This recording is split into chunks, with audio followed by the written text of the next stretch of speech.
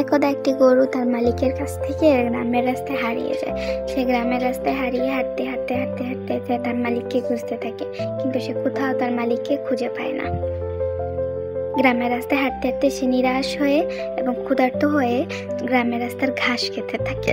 ঘাস খেতে খেতেও চারদিকে সে তার মালিককে খুঁজতে থাকে, কিন্তু কোথাও সে তার মালিককে খুঁজে পায় না। এক সময় সে অত্যন্ত নিরাশ হয়। গ্রামের রাস্তায় হাঁটতে হাঁটতে সে একটি ছেলেকে দেখতে পায় এবং সে তার কাছে যায়। ছেলেটিও তার কাছে যায় এবং তার দিকে তাকিয়ে থাকে, তার সাথে খেলা করতে চায়। গরুটিও তার সাথে খেলা করতে চায়। তারা অনেক খেলাধুলা করে। এক সময় গরুটি খেলতে খেলতে ছেলেটি গরুটির কাঁধে উঠে পড়ে।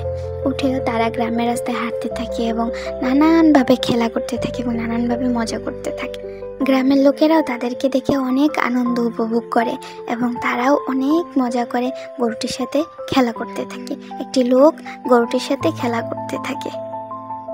ছেলেটি গরুটিকে বাজারে নিয়ে আসে। গরুটি অত্যন্ত ক্ষুধার্ত ছিল, তাই সে গরুটিকে বাজারে নিয়ে আসে খাবার খাওয়ানোর জন্য এবং খাবারের দোকানের সামনে নিয়ে আসে।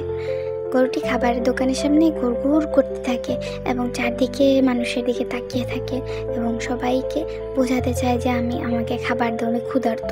এবং সে গরুটি অত্যন্ত ক্ষুধার্ত ছিল এবং দোকানদারের সামনে ঘুরঘুর করতে থাকে।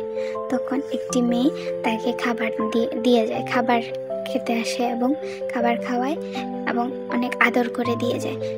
গরুটিও তাদেরকে ধন্যবাদ দিয়ে গ্রামের রাস্তায় আবার হাঁটতে শুরু করে।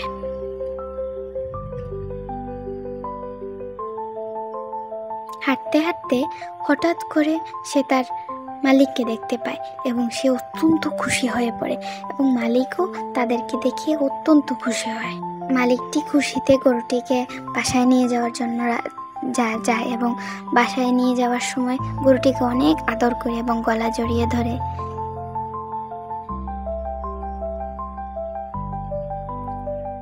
মালিক অনেক খুশি হয় এবং সে হাসতে থাকে। মালিক তার গরুকে বাসায় নিয়ে আসে এবং তার বাচ্চারা দেখেও অনেক খুশি হয়। মালিকের বাচ্চারা খুশিতে লাফাতে শুরু করে। এখানেই আমাদের